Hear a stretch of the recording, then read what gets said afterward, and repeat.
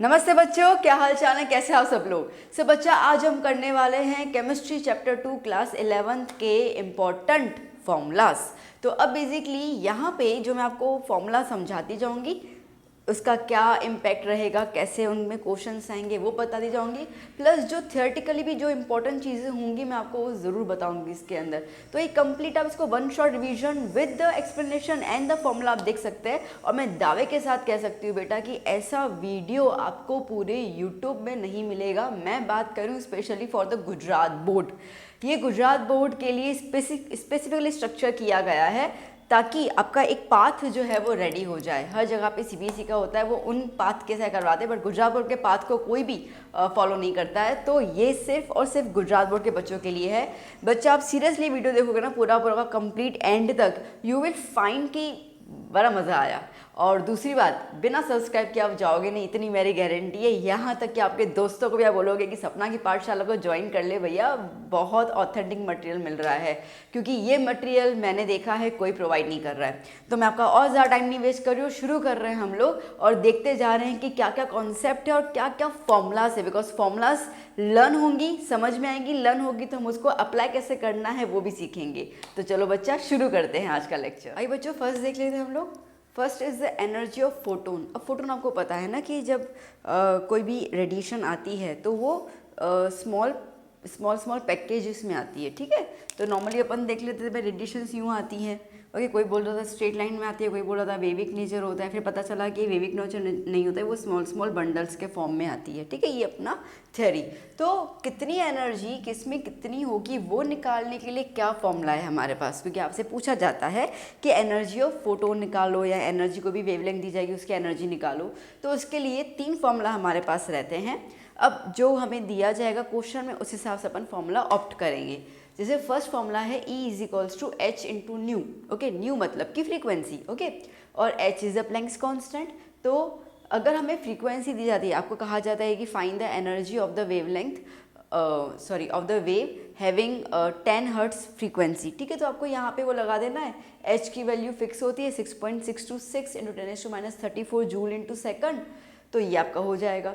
अगर आपको लैम्डा दिया जा रहा है, okay, find the energy of the yellow light having the wavelength 525 nanometre, ऐसा दिया गया आपको, ठीक है। तो उसके लिए आपको ये वाली फॉर्मूला अप्लाई करनी है, सिंपल सी बात है, ठीक है। तो एच सी अपॉन लैम्डा। तो C is the speed of light, that is 3 into 10⁸ metre per second, okay. ये कुछ वैल्यूज आपको मेमोराइज करनी होंगी। वी कांट से कि दिया होगा या नहीं भी दे सकते, बिकॉज ये बहुत कॉमन है और हर टाइप के क्वेश्चन में आपको यूटिलाइज होगा ही होगा। नाउ अगर आपको एटम्स के और मॉलिक्यूल्स के बारे में बोला जा रहा है, find the energy of atoms travelling, क्योंकि किसी बात है वो जो फोटोन्स हैं, ठीक है, या जो भी लाइट है वो एटमिक फॉर्म में ही तो है। हम एटम का तो स्ट्रक्चर बात कर रहे थे ना, तो एटम के फॉर्म में ही है। तो हो सकता है आपको एटम के बारे में बोले या 1 मोल ऑफ एनर्जी के बारे में बोले, कुछ भी बोल सकते हैं, आपको कुछ भी दे सकते हैं। तो जब आपको एटम्स मॉलिक्यूल्स एटम्स के बारे में बोला जाए तो उसके लिए क्या होगा, NE is equals to NHC upon lambda. N is what, N is nothing but a Avogadro number, ठीक है। वो आप लगा दोगे तो उसमें आंसर आ जाएगा। हालांकि कंपल्सरी नहीं, आप यूँ देखो तो ये N और ये N कट सकता है तो सीधा सीधा ये फॉर्मूला आ जाएगा, ठीक है। बट क्या होता है ना कि कई बार क्वेश्चन ट्विस्ट पूछा जाता है जिसकी वजह से हम समझ नहीं पाते हैं। That's why I am giving you this also kind of the formula कि अगर कोई क्वेश्चन होगा, हालांकि I will give you ample of questions, आप उसकी टेंशन लेना ही मत। आप देख लेना, मैंने फिजिक्स में भी फर्स्ट चैप्टर में 50 जितने MCQ करवाएं, आप देखोगे ना, आपको दिल खुश हो जाएगा कि अच्छा क्या बढ़िया क्वेश्चंस हैं। वैसे क्वेश्चंस मैं आपको करवाऊंगी, एक बार फॉर्मूला आप सेट कर लो दिमाग में तो फिर आपको क्वेश्चंस करने में भी ईजी होगा, मज़ा आएगा। तो ये मैंने आपको एक ऑप्शनल फॉर्मूला दे दी है, क्वेश्चन पे डिपेंड करेगा। शायद ये इतनी लगेगी भी नहीं, ज़्यादा ये दोनों लगेंगी, बट फिर भी पता होना चाहिए अपने को, ठीक है। चलिए, अब बहुत सारे बच्चे इन तीनों चीज़ों में कंफ्यूज आ रहे हैं, अरे मैम आइसोटोन्स भूल गए हम लोग क्या है। तो चलो मैं आपको वही बता रही हूँ, फॉर्मूला तो कुछ नहीं है बट एक बार आपको मैंने एक्सप्लेन कर लेती हूँ। तो आइसोटोप्स क्या होते हैं, आइसोटोप्स मतलब कि याद करना सेम एटॉमिक नंबर, ठीक है, बट डिफरेंट एटॉमिक मास, ठीक है, डिफरेंट एटॉमिक मास, तो उसको हम कहेंगे आइसोटोप्स, ओके। जैसे कि बात कर लेते हैं हम लोग ऑक्सीजन। तो एक का ऑक्सीजन का नंबर क्या होता है, 8 होता है, एक का मास है 16, एक का मास है 18। बात करते हैं क्लोरीन का, ठीक है, उसका नंबर होता है 17, एक का मास होता है 35, एक का मास होता है 37। बात करते हैं हाइड्रोजन के 3 आइसोटॉप्स होते हैं, नंबर 111, एक का होगा मास 1, एक का होगा 2, एक का होगा 3। बात समझ में इतना ही है। ओके, आइसोबार्स के अंदर क्या होगा, एटॉमिक मास जो है वो सेम होगा बट एटॉमिक नंबर जो है वो डिफरेंट होगा। ठीक है, जैसे कि हम बात करते हैं आर्गन की और कैल्शियम की। आर्गन का नंबर 18 है, कैल्शियम का 20 है, बट दोनों का मास कितना है बेटा, 40 है ना। तो having the same mass but different atomic numbers. बात करते हैं आइसोटोन्स की। आइसोटोन्स तो दुनिया से ही दूर है, इसका ना एटॉमिक नंबर सेम है, मतलब एटॉमिक नंबर डिफरेंट हुआ, मास भी डिफरेंट है, बट इनके अंदर नंबर ऑफ न्यूट्रॉन्स जो है ना वो सेम रहेंगे। मैंने क्या बोला, नंबर ऑफ न्यूट्रॉन्स जो है ना वो सेम रहेंगे। तो ऐसे कुछ अपन को जब स्पीशीज मिलते हैं तो if they have the same number of neutrons, mass अलग है, नंबर अलग है, एटॉमिक नंबर अलग है। तो एटॉमिक नंबर हम लोग वैसे भी प्रोटॉन से गिनते हैं, है ना। तो यहाँ पे हम बात करें न्यूट्रॉन की, तो प्रोटॉन अलग हो सकता है। तो जब न्यूट्रॉन दोनों का सेम होगा तो हम उसको क्या लिख देंगे, आइसोटोन्स। बात समझ में आई। देखो बच्चा, मैंने आपको फर्स्ट चैप्टर जब केमिस्ट्री करवाया था तभी मैं आपको कह रही थी, मैंने फिजिक्स के लिए भी कहा, प्लीज़ प्लीज़ प्लीज़ रिक्वेस्ट कर रही हूँ, सपना की पाठशाला को आप फॉलो कर रहे हैं तो एक बात मान लीजिए, 3 नोटबुक ज़रूर बना दीजिए केमिस्ट्री, फिजिक्स और मैथ्स के लिए। जो भी बेटा मैं इंपॉर्टेंट करवाऊँगी ना, जो भी, देखो आपको यूट्यूब में ढेर सारा मटेरियल मिल रहा है, ठीक है, चैप्टर्स बहुत सारे, एक्सप्लेनेशन आपको 1 शॉट ये वो दिए हुए हैं। तो आई डोंट थिंक कि मैं उसमें टाइम आपका इन्वेस्ट करूँ, मुझे नहीं लगता है, क्योंकि आप कोचिंग भी जाते हो तो आप वहाँ पे भी सीख के आते हो, ठीक है, 1 शॉट वीडियोस भी अवेलेबल हैं। मैं गुजरात बोर्ड के बच्चों को जो दिक्कत आ रही है ना, वो दिक्कत आ रही है कि फॉर्मूलाज, एप्लीकेशंस, ठीक है, ये सब चीज़ें वो दिक्कत कर रहे हैं। तो मेरा काम है, मैंने ये काम अपने हाथ में लिया है कि मैं आपको वो डायरेक्शन में लेके जाऊँ जहाँ पे आपको प्रॉब्लम हो रही है। तो जब मैं आपके लिए इतना कर रही हूँ तो आप थोड़ा सा मेरा काम कर लीजिए, खाली 3 नोटबुक अलग से बना दीजिए, ऊपर लिख देना सपना की पाठशाला की नोटबुक, और उसके अंदर केमिस्ट्री, फिजिक्स और मैथ में जो जो चीज़ें करवा दी जाओ ना बेटा, लिखते जाना। एट द एंड आप मेरे को बोलोगे, आपका कमेंट मेरे पास आएगा ही आएगा, आप मैसेजेस करोगे मेरे को कि मैम इनमें से काफ़ी कुछ आया, मतलब लिटरली हम लोग जब करके गए तो हमारे लिए क्वेश्चन करना बहुत इजी हो गया। मैं आपको ये दावे के साथ कह सकती हूँ, क्योंकि यहाँ पे कोई भी ब्लफिंग नहीं चल रहा, ठीक है, यहाँ पे कोई भी व्यूज़ के गेन के लिए नहीं हो रहा है। आपके सामने ही मेरा चैनल इतना ज़्यादा बड़ा चैनल भी नहीं है, ठीक है। तो ये जो काम कर रही हूँ बेटा, मैं बहुत ईमानदारी से और आप लोगों के लिए कर रही हूँ, कि मैंने वो चीज़ फेस की है कि बच्चे यहाँ प्रॉब्लम क्रिएट कर रहे हैं, उनको प्रॉब्लम आ रही है, वो बच्चे पूछ नहीं पा रहे कहीं पर भी। ये मैं आपके लिए कर रही हूँ। तो बस 3 नोटबुक बना के रखना, जो जो वीडियो डाल दी जाओ ना बेटा, वो सब चीज़ें अच्छे से लिख के जाना, और ये चीज़ें आपको लिटरली JEE और नीट में भी काम आएंगी। ओके, नीट के लिए for the chemistry and physics, no doubt. तो चलो अब मैं साइड हो जाती हूँ और आप इसको अच्छे से नोट डाउन कर लो ना बच्चों। Next number that is fifth का कह रहा है डी बॉर्गी प्रिंसिपल। अब इनका स्टेटमेंट क्या था, इनका स्टेटमेंट ये था कि every moving particle possess wave nature, ठीक है। तो कोई पार्टिकल जब मूव करता है तो उसके ऊपर क्या होगा, उसका वेव नेचर होगा, ठीक है। अब वेव नेचर के हिसाब से उन्होंने हमें इक्वेशन दिया, क्या दिया, lambda is equals to h/mv। Lambda is the wavelength, h is the Planck's constant, m is the mass of the moving particle and velocity is the v is the velocity of the moving particle, कि move कर रहा है, ठीक है। तो वो कोई भी पार्टिकल जब मोशन में है ना, उसके लिए बात कर रहे थे ये। अब कोई भी चीज़ जब मोशन करेगी तो that thing possess kinetic energy. बचपन की बात है, 9th में सीखा था कि कोई भी चीज़ जो है वो मोशन करती है, मूवमेंट में है, मतलब कि उसके पास काइनेटिक एनर्जी होने वाली है ना। Kinetic energy is means that the energy possess for the motion. तो काइनेटिक एनर्जी निकालना हो तो क्या फॉर्मूला रहेगा, तो किसी भी मूविंग पार्टिकल का काइनेटिक एनर्जी निकालना होगा तो उसमें आप याद कर लेना, lambda is equals to h/2m के रूट में आ जाएगा। वैल्यूज अप्लाई कर लोगे, कैलकुलेशन के हिसाब से वो हो जाएगा, ठीक है। तो आपको k यहाँ से मिल जाएगा फॉर द काइनेटिक एनर्जी। ये चीज़ बहुत नोट करना, MC में पूछ सकते हैं, कहीं पे भी कैसे पूछ सकते हैं आपको, कि डी बॉर्गी प्रिंसिपल जो है ना बेटा, वो एप्लीकेबल होगा सिर्फ और सिर्फ माइक्रोस्कोपिक पार्टिकल्स के ऊपर, याद कर लेना, ठीक है। इसका मतलब ये हो जाएगा कि इलेक्ट्रॉन, प्रोटॉन, न्यूट्रॉन, ठीक है, अल्फ़ा पार्टिकल्स, इन सब पे होगा। चीटी चल रही है उस पर नहीं होने वाला है, ठीक है। तो ये चीज़ याद करना, मैक्रोस्कोपिक पार्टिकल्स के ऊपर डी बॉर्गी प्रिंसिपल एप्लीकेबल नहीं होगा। नो डाउन, क्लियर हो गया, आया समझ में? ओके, फिर हम बात करते हैं हेसेनबर्ग्स अनसर्टेनिटी प्रिंसिपल।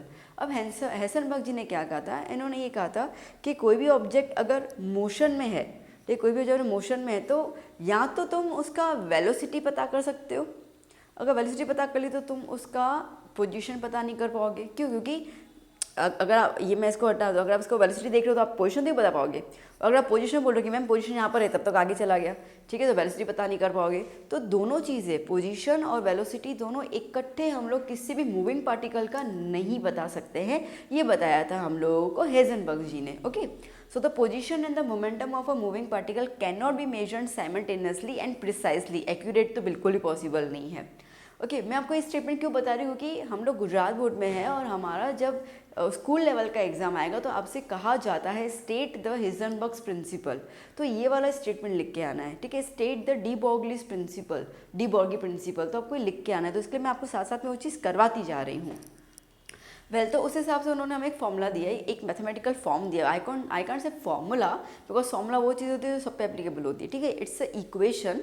तो क्या दिया, delta X into delta P is greater than equals to H upon 4 pi with some calculation. हाँ देखो, हमारे बुक में इतना ज़्यादा है भी नहीं कि कैलकुलेशन कैसे किया था, क्या किया था, तो इसके लिए कोई सेंस बनता भी नहीं है।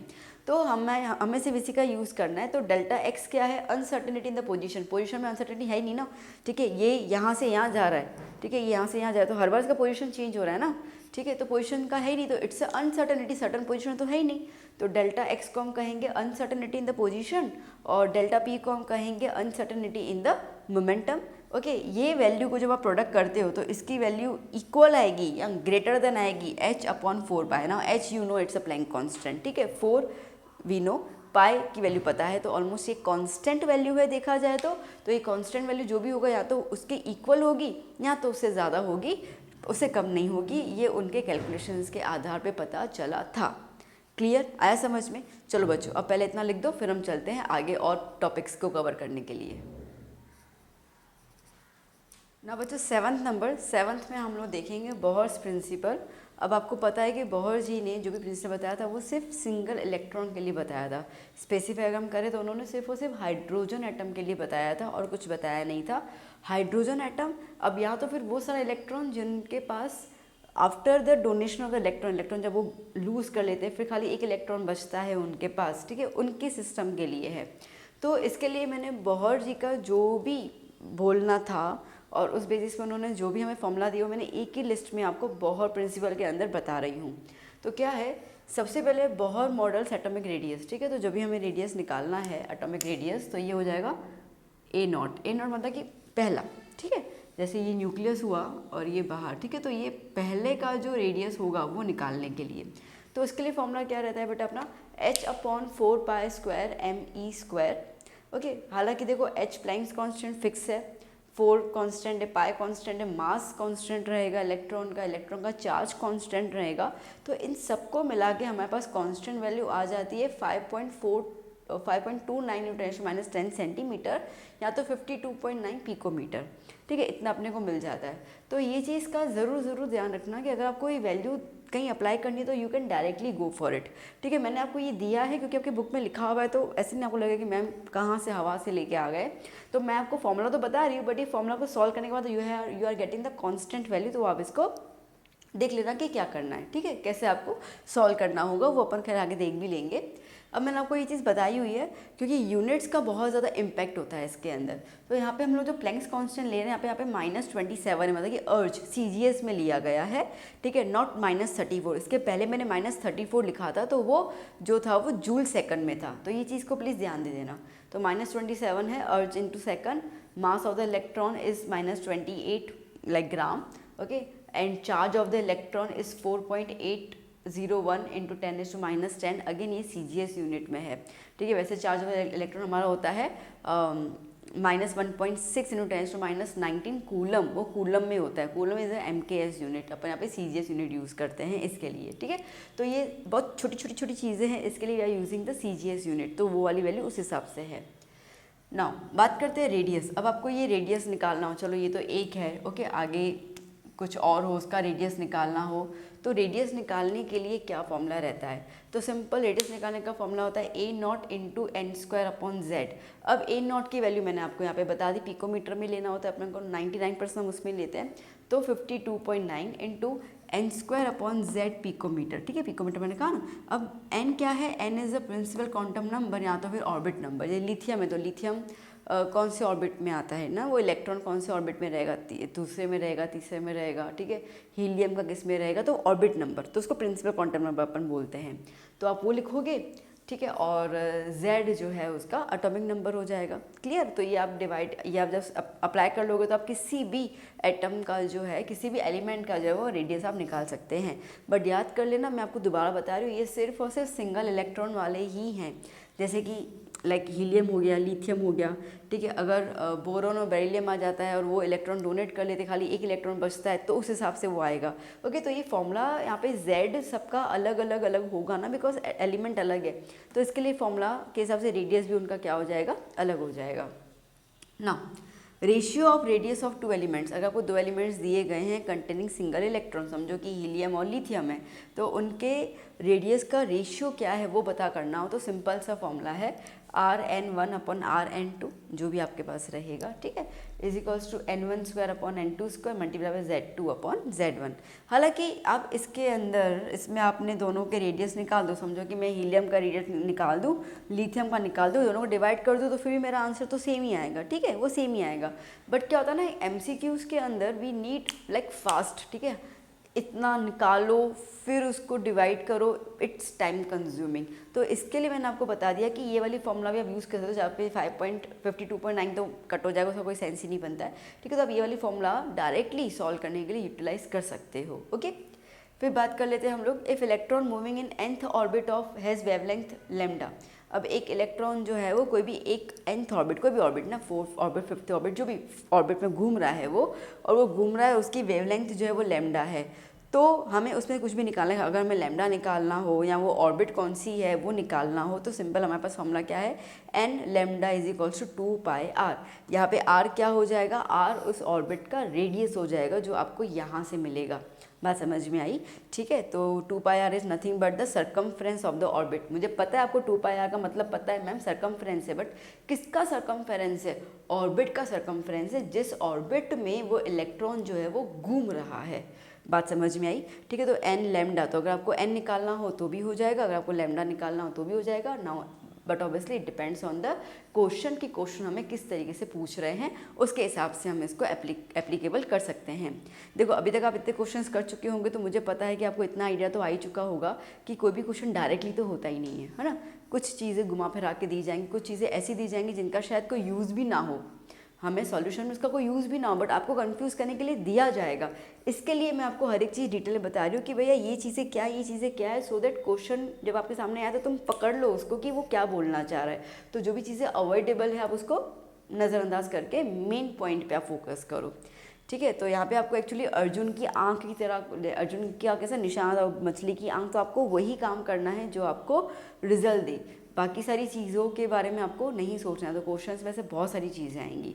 अच्छा चलो, तो पहले इसको लिख दो बोहर को, फिर अपन आगे चलते हैं दूसरे प्रिंसिपल्स और दूसरे टॉपिक्स की तरफ बात करने के लिए। ना बच्चों, next one 8th number, angular momentum of an electron. ठीक है, जब इलेक्ट्रॉन घूमता है तो बट ऑब्वियसली एक एंगल के साथ घूमता है। फिजिक्स में अपन ने देखा था कोई भी चीज़ जब रोटेट करती है तो वो एक एंगल के साथ रोटेट करेगी। ठीक है, तो आज ये रोटेट कर रही है तो वो एक एंगल बनाएगा सेंटर के साथ, तो उसको हम कहते हैं एंगुलर मोमेंटम। तो जो एंगल के साथ इलेक्ट्रॉन मूवमेंट करेगा तो वो निकालने के लिए क्या, तो this is a formula of angular momentum. ठीक है, ये MBR एंगुलर मोमेंटम होता है। तो angular momentum is nothing but NH upon 2 pi. ठीक है, तो देखो n is the principal quantum number, वो बता दोगे, h और 2 पाई की वैल्यू तो फिक्स होती है, तो वहाँ से निकल जाएगा। अच्छा, अब ये वाली फॉर्मूला मैंने क्यों बताई, हो सकता है कि आपको इसके अंदर वेलोसिटी निकालने को बोले, हो सकता है आपको इसके अंदर रेडियस निकालने को बोले, तो कुछ भी बोलेंगे तो आ जाएगा। बट एंगुलर मोमेंटम के हिसाब से आपको अगर एंगुलर मोमेंटम दिया है और कुछ और निकालने के लिए बोला है, then also you can apply the formula, और जो पूछा गया आप उसको निकाल सकते हो। ठीक है, फिर बात कर लेते हैं हम लोग यहाँ पे speed of an electron. Electron की स्पीड निकालनी हो, कितनी तेज़ी से इलेक्ट्रॉन घूम रहा है, उसके लिए 3 फॉर्मूला है। Again depend on the question, हमें क्या दिया गया है क्लू, उस हिसाब से अपन फॉर्मूला लगाएंगे। पहली फॉर्मूला है NH/2πmr, ठीक है। दूसरी है Z atomic number, H/2πm A not की वैल्यू याद होगा ना 52.9, यस, ओके, इनटू n, और V दूसरा है। अब अगर देखा जाए तो लाइक ये कांस्टेंट है, ये कांस्टेंट है, ठीक है, ऑलमोस्ट ये कांस्टेंट वैल्यूज़ है, बट क्या Z अलग अलग हो सकता है ना। तो अगर आपको यहाँ पर सिर्फ लाइक एटॉमिक नंबर दिया है, हाइड्रोजन दिया तो we know the atomic number is 1, ठीक है, उसका ऑर्बिट नंबर क्या होता है, 1 होता है। अगर आपको लिथियम दिया हुआ तो एटॉमिक नंबर इज़ 3, ठीक है, तो उस हिसाब से आप डायरेक्टली ये वाली वैल्यू भी लगा सकते हैं। तो क्या क्वेश्चन में है वो होगा, 99% हम लोगों को इसी से काम हो जाएगा, बट क्वेश्चन के हिसाब से मैंने आपको ये वाली चीज़ें भी बता दी, ओके। तो क्या हो जाएगा यहाँ पे हो जाएगा हमारे पास 2.19 इंटू 10⁶ Z/n। ये 2.19 इंटू 10⁶ क्यों आया, वो इसके लिए आया क्योंकि यहाँ पर मास ऑफ द इलेक्ट्रॉन लिया गया है केजी में और प्लैंक्स कांस्टेंट लिया गया है जूल इंटू सेकंड में। यहीं पर अगर अर्ज में और ग्राम में लूँगी तो फिर ये वैल्यू नहीं आएगी, फिर वैल्यू चेंज हो जाएगी, मतलब पावर नॉर्मली चेंज हो जाएगा उसका।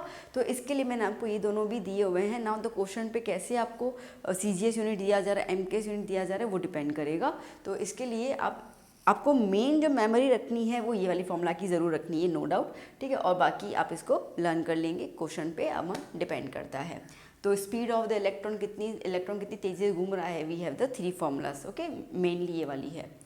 फिर बात करते हैं number of rotations made by electron around the nucleus, ठीक है, ये न्यूक्लियस के इर्द गिर्द कितना, ठीक है, कितना वो रोटेशन कर रहा है इलेक्ट्रॉन, वो निकालना हो हम लोगों को। तो सिंपल है, नंबर ऑफ रोटेशंस के लिए क्या फॉर्मूला हो जाएगा, V/2πr, फिर गोल वो घूम रहा है ना, सर्कमफ्रेंस है, ठीक है। रेडियस क्या होगा वो तो अपन को दिया होगा, यहाँ में कुछ ना कुछ तो वैल्यू दी होंगी। तो V/2πr, V is the velocity, कितनी स्पीड से घूम रहा है, ओके, और उसका रेडियस कितना है ना, न्यूक्लियस के हिसाब से उसका रेडियस कितना है, किस रेडियस पे घूम रहा है, उस हिसाब से हम लोग नंबर ऑफ रोटेशंस निकाल देंगे। बात समझ में आई बेटा, क्लियर हो रहा है? आई होप आप समझ पा रहे होंगे कि क्या है, फॉर्मूलाज कैसी हैं, ओके। और अभी तक हम लोग इतनी फॉर्मूलाज कर चुके हैं, तो बताइए, फीडबैक दे दीजिए फटाफट से कि कैसा लग रहा है आपको सेशन, कैसा फॉर्मूलाज आपको लग रहे हैं।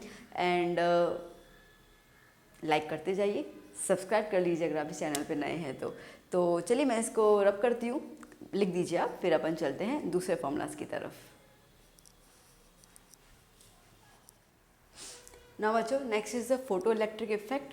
अभी इसका मतलब क्या होता है, सिंपल सी बात है, जब हम एक लाइट किसी भी सरफेस पे बम्बार्ड करते हैं, ठीक है, एक सरफेस है उस पर मैंने लाइट गिराई, तो जब बम्बार्ड करेंगे मेटल पर तो इलेक्ट्रॉन्स जो है वो वहाँ से निकलेंगे, ठीक है। एक लाइट आई सरफेस पे, टकराई और इलेक्ट्रॉन्स को बाहर निकाला, ठीक है, इलेक्ट्रॉन्स को बाहर निकाला। ये इफेक्ट को अपन कहते हैं फोटो मतलब लाइट, इलेक्ट्रिक इफेक्ट, ठीक है, इलेक्ट्रॉन्स को बाहर निकालना। तो इलेक्ट्रॉन्स को एमिट करने के लिए, ठीक है, जो हम लोगों को एनर्जी देनी होती है, जो हम लोगों को लाइट पास करनी होती है, उसको अपन कहते हैं फोटो इलेक्ट्रिक इफेक्ट।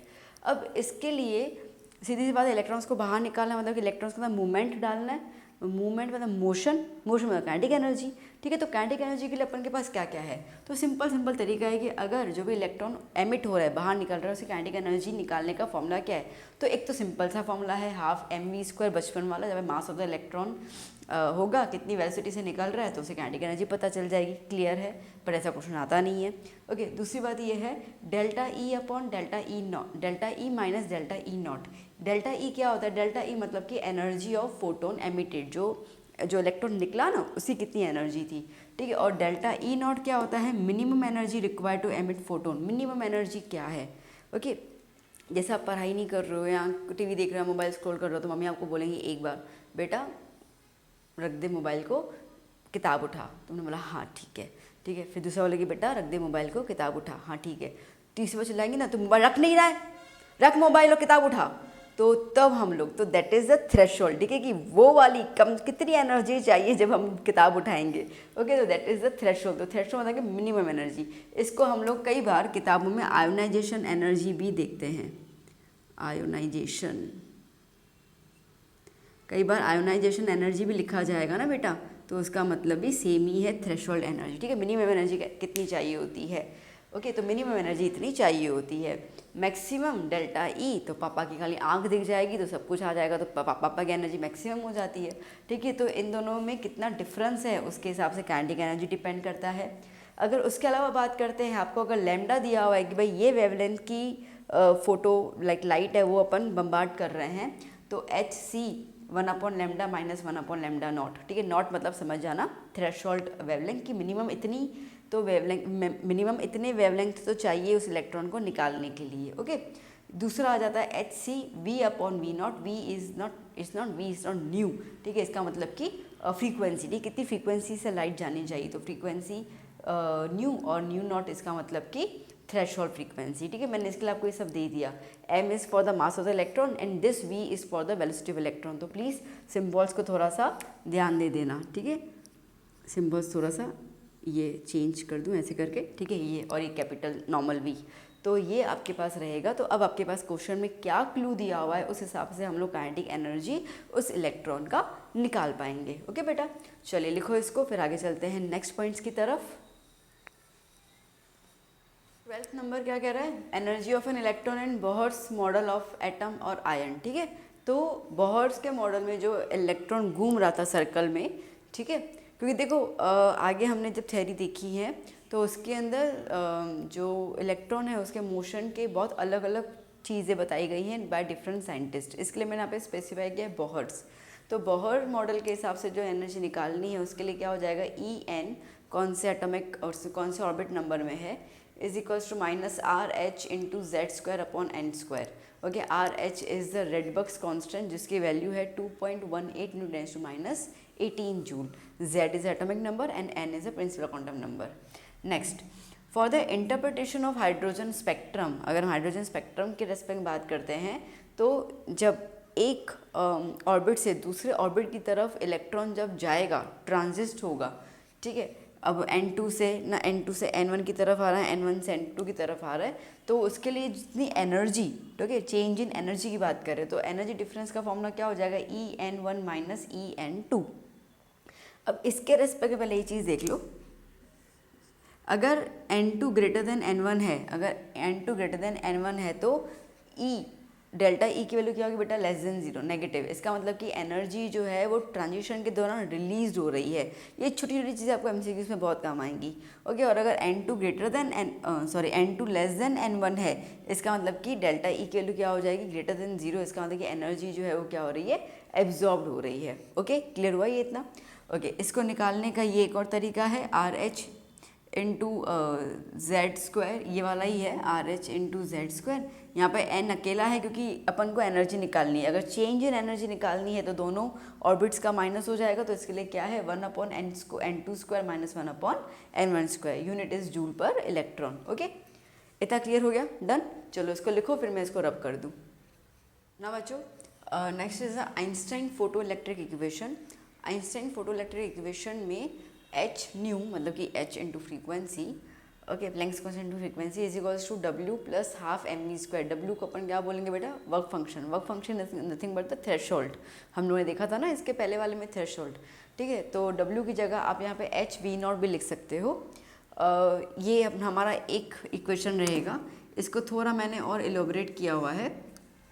तो HV0 को यहाँ पे ले लिया, sorry H new not, I am actually sorry, H new not को यहाँ पे ले लिया plus half mv², H common ले लिया तो nu minus nu naught is equals to half mv², okay. ये है काइनेटिक एनर्जी, तो kinetic energy is equals to H nu minus nu not.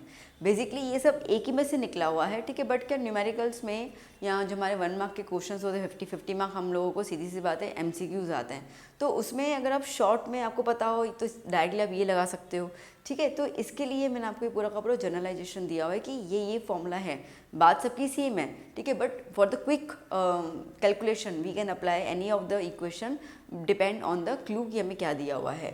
फिर बात करते हैं वेव नंबर। वेव नंबर क्या होता है, तो वेव नंबर के अंदर जो फॉर्मूला होता है दैट इज़ 1/λ। लैम्डा यहाँ पे याद करना सेंटीमीटर में लेना है, ठीक है। 1/λ इसका मतलब क्या होता है कि lambda is a wave length. अगर वेव लेंथ छोटी होगी तो वेव्स ज़्यादा बनेगी, अगर वेव लेंथ लंबी होगी तो वेव्स कम बनेगी, that is a wave number, ठीक है। तो यहाँ पे अपन लेंथ सेंटीमीटर में लेंगे वेव लेंथ की। फिर आता है वेव वेलोसिटी, C से डिनोट किया गया है, तो सिंपल है wave length into frequency, okay. दूसरा आ जाएगा यहाँ पर normally wave length upon time period, okay. उसके अलावा बात करते हैं हम लोग, अच्छा, वेव नंबर का एक और है that is frequency upon velocity, velocity of the light और velocity of the radiation, okay. तो ये कुछ हल्की फुल्की सी हमारे पास फॉर्मूलाज हैं। चलो इसको लिख दो, फिर हम लोग अब शुरू करेंगे रिगार्डिंग द लाइंस, मतलब कि लेमन सीरीज, ओके, बामर सीरीज, उन सब के बारे में। तो एक बार इसको लिख दीजिए। सो बच्चों, now next is the series of lines obtain during the hydrogen spectrum. ठीक है, तो लाइन्स आ रही थी ना हमारे पास, ओके। तो अब जैसे कि हमारे पास सीरीज के नाम है लेमन, बामर, पेस्टन, ब्रैकेट और पीफंड, ओके। अब इसके अंदर N1 की जो वैल्यू होगी वो 1 2 3 4 5 6 5, वैल्यू ऑफ N2 इज, अब यहाँ पे 1 है तो स्टार्ट 2 3 4 से होगा, यहाँ पे 2 मतलब सेकंड सीरीज शुरू हो रहा है तो फिर 3 4 5 6, थर्ड से स्टार्ट हो रहा है तो 4 5 6, ऐसे करके आपका चलता बनेगा। तो N2 जो होगा वो N1 से ग्रेटर होगा, ओके। अब यहाँ पर आपको कहाँ कहाँ पे स्पेक्ट्रम देखने को मिलेगा, तो जो लेमन है वो आपको दिखने को मिलेगा अल्ट्रा वायलेट में, क्योंकि बामर जो है वो विजिबल जो हम लोग देख पाते हैं ना लाइट, ठीक है, उसमें अपने को जो है रीजन स्पेक्ट्रम का वहाँ पे देखने को मिलता है। पेस्टन, ब्रैकेट और पीफंड तीनों किस में आएंगे बेटा, इंफ्रारेड में आएंगे। स्पेक्ट्रल लाइंस का फॉर्मूला फाइंड करने के लिए हमारे पास है wave number is equal to 109677 1/n1² minus 1/n2²। ये जो है, ये जो वैल्यू है इसको अपन कहते हैं, वैसे हाँ ठीक, तो it is the Rydberg's constant. अगर आपसे एमसीक्यू में आता है रेडबर्ग्स कांस्टेंट वैल्यू दी जाती है तो दिस इज़ द वैल्यू। ठीक है बेटा, चलिए इसको लिख दीजिए फटाफट से। नेक्स्ट बच्चों हम बात कर रहे हैं क्वांटम नंबर्स की। अब चारों क्वांटम नंबर्स मैंने यहाँ पे लिख दिए हैं, डिस्कस कर लेते हैं। First is the principal quantum number, जिसको हम n से डिनोट करते हैं। ये और कुछ नहीं है, ऑर्बिट्स होते हैं, जैसे बोहर ने मैंने बताया था, first orbit, second orbit, third orbit, okay. तो ये वही क्वांटम नंबर्स होते हैं। तो जैसे हम बात करें कि ये न्यूक्लियस हुआ, ठीक है, उसके बाद का एक ऑर्बिट के shell, okay, L shell, M shell, तो ये सारे ऑर्बिट्स होते हैं। के को अपन 1 लेते हैं, इसको 2 लेंगे, इसको 3 लेंगे, तो these are the quantum numbers या प्रिंसिपल क्वांटम नंबर्स, ओके। तो इनकी वैल्यू पॉजिटिव होती है 1 2 3 4। अब देखो मैंने आपको साथ साथ बता दिया कि इससे अपन को मिलता क्या है। तो ये डिसाइड करता है कि इलेक्ट्रॉन की एनर्जी क्या होगी, वो किस ऑर्बिट में होगा, उस हिसाब से इलेक्ट्रॉन की एनर्जी चेंज होगी। हमने इसके पहले फॉर्मूला भी देखा था एनर्जी फाइंड करने के लिए, to for the electron moving in the orbit. फिर आपको ये बताएगा कि न्यूक्लियस से, ठीक है, इलेक्ट्रॉन का डिस्टेंस कितना होगा वो हमें बताएगा, तो वही पता चल जाएगा हम लोगों को। एक चीज़ याद करना, जितना ज़्यादा वैल्यू n का होगा, जैसे अगर n 5 है तो डिस्टेंस भी क्या होगा, ज़्यादा होगा। बट कॉमन सेंस की बात है, ठीक है, अगर ऑर्बिट ज़्यादा होंगे तो डिस्टेंस ज़्यादा ही होने वाला है, ठीक है। अब यहाँ पे अगर आपको ये निकालना है कि टोटल एक इलेक्ट्रॉन है, ठीक है, एक इलेक्ट्रॉन है आपको, मतलब एक एलिमेंट है, ठीक है, तो उसके अंदर टोटल कितने ऑर्बिट्स बनेंगे, तो उसके लिए कितने ऑर्बिटल्स बनेंगे, ठीक है, SPDF आर द ऑर्बिटल्स ना, तो कितने ऑर्बिटल्स बनेंगे उसके लिए फॉर्मूला क्या है, n² है। यहाँ पे अगर उसमें कितने इलेक्ट्रॉन्स आएंगे तो उसके लिए फॉर्मूला क्या है, 2n², ठीक है। फिर हम बात करते हैं आगे next one, that is azimuthal quantum number, इसको L से डिनोट करेंगे। अब L की जो वैल्यू होती है वो 0 से लेकर n-1 तक की जाती है, मतलब n अगर 3 है, ठीक है, सपोज कि n यहाँ पे हम लोग लेते हैं 3, तो L की वैल्यू क्या हो जाएगी, 0 1 2, ओके, 3 मतलब एक नंबर कम हो गया, ऐसे करके L की वैल्यू होती है। ये क्या बताएगा आपको, ये आपको बताएगा शेप ऑफ द ऑर्बिटल्स, ठीक है। अगर S होगा तो स्पेरिकल शेप है, ओके, P और ऑर्बिटल होगा तो डम्बल शेप है, क्लियर हुआ, ठीक है, D होगा तो डबल डम्बल शेप है, इस तरीके से। Total energy of electron in the multi electron atom, एक एटम में जैसे बहुत सारे इलेक्ट्रॉन्स है, ठीक है, तो उन सब इलेक्ट्रॉन्स की एनर्जी मिलाकर क्या होगी, तो उसके लिए फॉर्मूला रहता है n+1। और क्योंकि ये आपको जानना ज़रूरी है, द पॉइंट इज़ दैट कि वो आपको बताएगा यहाँ पर कि कौन से शेल में आगे आएगा ना, कि कौन सा जिसकी एनर्जी लेवल कम है उसको अपन को पहले फिल करना है, इसके लिए, ठीक है। Third is the magnetic quantum number.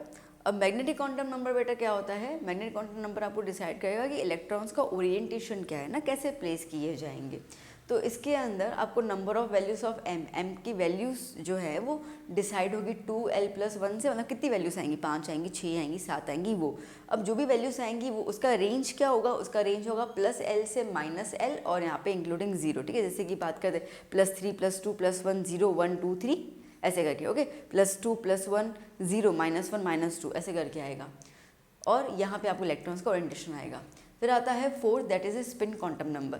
अभी तीनों जो हमने देखे ना, ये तीनों जो हमने देखे ये बेसिकली डिसाइड हुए थे फ्रॉम द स्क्रॉडिंजर इक्वेशन, हालांकि वो भी हमारे पास नहीं है, हमारे लेवल, हमारे इसमें थोड़ा सा लाइक इतना ज़्यादा डिटेल में नहीं दिया हुआ है।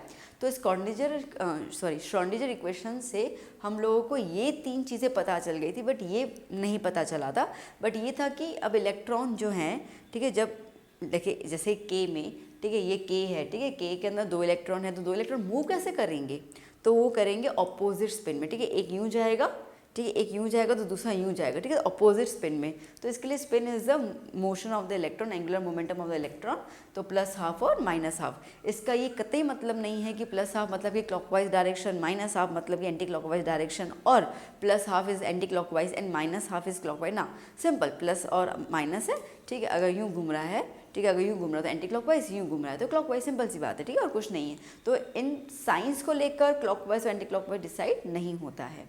ओके बेटा, चलो इसको लिख दीजिए फटाफट से। ना बच्चों, last is the laws of electronic configuration, कि हम लोग जब इलेक्ट्रॉन्स को सेपरेट करेंगे, कॉन्फ़िगर करेंगे, तो उसमें क्या क्या अपन को रूल्स देखने हैं। सबसे पहले बात करते हैं हम लोग अबावस प्रिंसिपल। अबावा प्रिंसिपल में क्या है ना, हम लोग को ये रेंज दी हुई है, तो सबसे पहले हम इलेक्ट्रॉन्स कहाँ पे फिल करेंगे।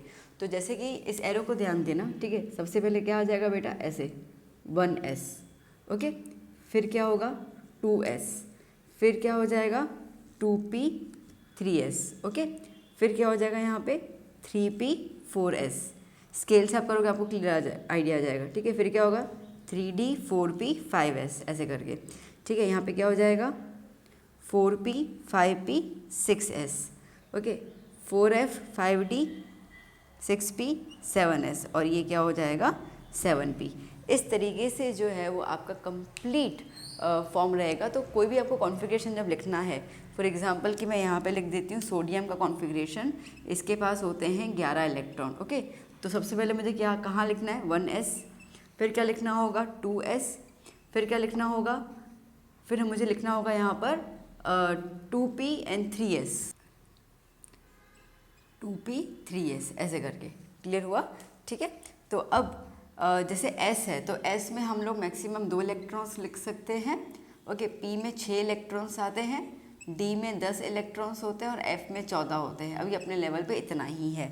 तो जब मैं यहाँ पे अप्लाई करूँगी तो क्या हो जाएगा, S में 2, इसमें 2, इसमें 6, अब देखो कितना हो गया, 6 + 2 8, 8 + 2 10, कितने हैं 11 हैं, तो यहाँ पे कितना आएगा 1 आएगा। तो इस तरीके से हम इलेक्ट्रॉन्स को क्या कर सकते हैं, कॉन्फ़िगरेट कर सकते हैं। तो कौन सी चीज़ पहले आएगी 1s2 2s2 2p 3s, ठीक है, फिर 3p 4s, ये आपको ध्यान रखना होगा। तो ये एनर्जी लेवल्स हैं, इस तरीके से आप इसको लिखोगे, क्लियर। फिर बात करते हैं अब इसको प्लेस करने के लिए कुछ रूल्स और में बताए गए हैं। क्या बोला गया है कि Pauli's exclusion principle, only 2 electrons can accommodate in a orbital. जैसे कि मैं बात करूँ 1s, तो 1s में मैं मैक्सिमम 2 इलेक्ट्रॉन से रख पाऊंगी, ठीक है। मैं बात करती हूँ 2p, अब p में टोटल कितने होते हैं, टोटल p में कितने होते हैं 6 इलेक्ट्रॉन होते हैं। अब 6 मतलब 6 रखने की जगह है हमारे पास, ठीक है, बट उसको हम लोग क्या कर लेंगे 3 खानों में डिवाइड कर देंगे, ठीक है। तो इस तरीके से क्या हो जाएगा, एक खाने में 2 ही इलेक्ट्रॉन्स आएंगे, ये चीज़ याद कर लेना, ठीक है, 2 इलेक्ट्रॉन्स एक खाने में आएंगे, ओके। अब हुंड रूल्स क्या कह रहा है, हुंड्स रूल कह रहा है, मैं कुछ गलत बोल दिया ना, ओके, हुंड्स रूल कह रहा है electrons can be placed singly in an orbital with the same energy level. जैसे कि मैं आपको यहाँ पे समझो कि मैं यहाँ पर 2p6 को अरेंज करती हूँ, ठीक है। तो इन जनाब ने क्या बोला, इन्होंने बोला कि 6 इलेक्ट्रॉन है, सबसे पहले सेम एनर्जी लेवल लगाओगे 1 2 3, ठीक है। समझो यहाँ पे 4 है, चलो मैं 6 नहीं लिखती, मैं यहाँ पे 4 लिख देती हूँ, ठीक है। 2p के पास 4 इलेक्ट्रॉन्स हैं, तो सबसे पहले क्या करोगे, सब में पहले एक एक लगा दोगे, अभी एक और बाकी है, अब उसकी स्पिन ऑपोजिट कर लेना और फिर नीचे की तरफ ऐसे लगा देना, ठीक है। उसने बोला कि आप ऐसे नहीं कर सकते हो, उसने बोला कि आप ऐसे नहीं कर सकते हो, यूं कर दो, यूं कर दो, ऐसे भाई यूं कर दो, ठीक है, 4 हो गए, ये गलत है। पहले एक एक खाना भरोगे, फिर जो एक्स्ट्रा बचेगा फिर से आओगे, फिर दूसरा खाना भरते जाओगे। जब दूसरे खाने में इलेक्ट्रॉन रखोगे तो उसके अंदर स्पिन चेंज कर देना, ओके, ऐसे करके।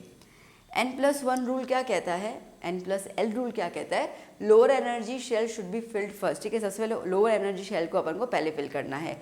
जैसे कई बार आपके पास पॉइंट आ जाएगा कि समझो 2p और 3s है, ठीक है, 2p और 3s है, तो अब इसमें सबसे पहले कौन सा करूँ, क्योंकि इसके अंदर देखो 2p की वैल्यू होती है बेटा 1, तो आंसर मिला के क्या आ गया 3। देखो s की वैल्यू होती है 0, इसकी होती है 1, इसकी होती है 2 और इसकी होती है 3, ये वैल्यूज़ होती है ना, अजीमुथल के हिसाब से। तो अब p की वैल्यू होती है 1, तो इसका प्लस कितना आ गया 3। मैं यहाँ पे बात करूँ तो 3 प्लस अब 3 क्या है, 3 इज़ द एन ना, और ये L is the azimuthal number, और ये क्या है 0, तो इसका भी आंसर क्या आया 3। अब ये तो दोनों सेम आ गए, और जबकि एन प्लस एल रूल कह रहा है कि पहले जो लोअर एनर्जी होगा उसको पहले करोगे। सो यहाँ पे अभी हम क्या करेंगे, यहाँ पे आप देखो तो ये एन वैल्यू जो कम होगी ना पहले वो फिल करेंगे। तो इसके लिए हम देखो यहाँ पे पहले क्या फिल कर रहे हैं, 2p फिल कर रहे हैं, फिर 3s फिल कर रहे हैं, ठीक है।